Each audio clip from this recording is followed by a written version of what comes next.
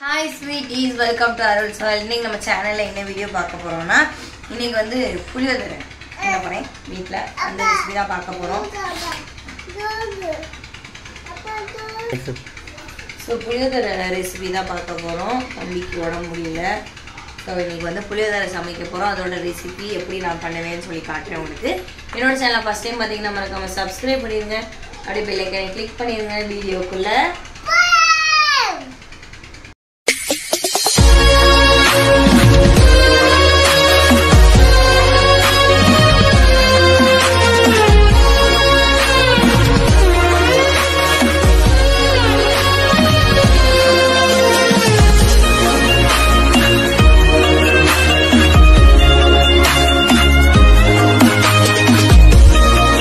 தேவையான பொருள் என்னென்னலாம் பார்த்தீங்கன்னா கடலைப்பருப்பு, உளுந்தம்பருப்பு, மிளகு, வெந்தயம், சீரகம், மல்லின்னு சொல்லுவாங்களே இது. ஸோ மல்லி, அப்புறம் வந்து கருவேப்பிலை, வத்தல், புளி. ஸோ இதெல்லாம் வச்சு தான் நம்ம பண்ண போகிறோம்.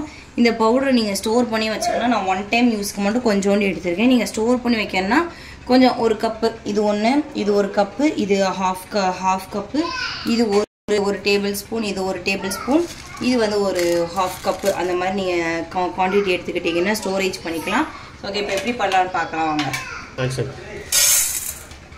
ஸோ ஃபர்ஸ்ட் இது எல்லாத்தையுமே நல்லா ஒரு டீப் ஃப்ரை பண்ணிப்போம்.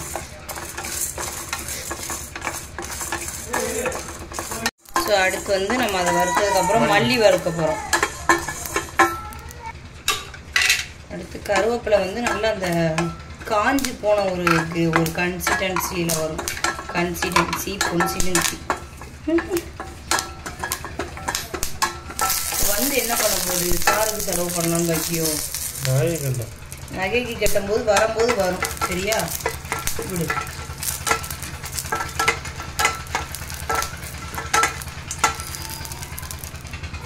ஸோ அடுத்து வந்து நம்ம வறுத்தது எல்லாமே எடுத்துருவோம். ஸோ அடுத்து நம்ம வறுத்தது எல்லாமே ஒரு மிக்சி ஜாரில் போட்டு இதாக பாருங்க, பெருங்காயம் வந்து கொஞ்சம் நம்ம ஆட் பண்ணிவிட்டு அரைச்சிடலாம். ஸோ அரைச்சதுக்கப்புறம் இந்த மாதிரி தான் இருக்கும். ஸோ இப்போ வந்து நம்ம வதக்குறத பார்க்கலாம். ஸோ அதுக்கப்புறம் நம்ம வந்து வத்தலும் கொஞ்சம் ஆட் பண்ணி அரைச்சிட்டோம். முதல்ல வந்து நல்லெண்ணெய் விட்டுக்கலாம்.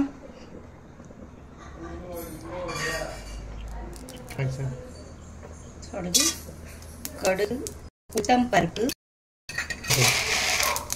கடுகு, கடலைப்பருப்பு வந்து ஆட் பண்ணி கருக்கு முறுக்குன்னு சாப்பிட்றது ஃப்ளேவர் வந்து சூப்பராக இருக்கும். அடுத்து வந்து மஞ்சள் பொடி,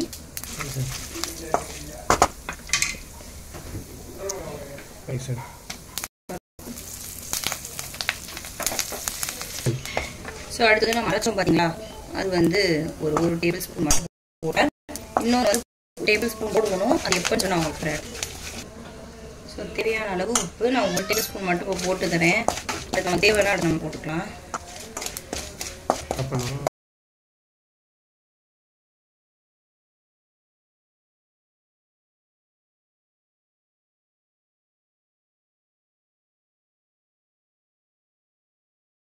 இந்த புளி தண்ணி ஊற்றிக்குவோம்.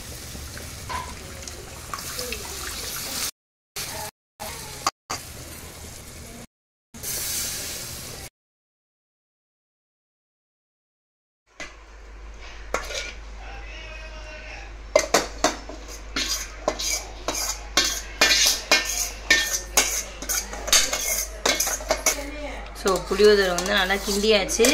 ஸோ பொடி வந்து நான் வந்து 1 ஸ்பூன் தான் போட்டேன்.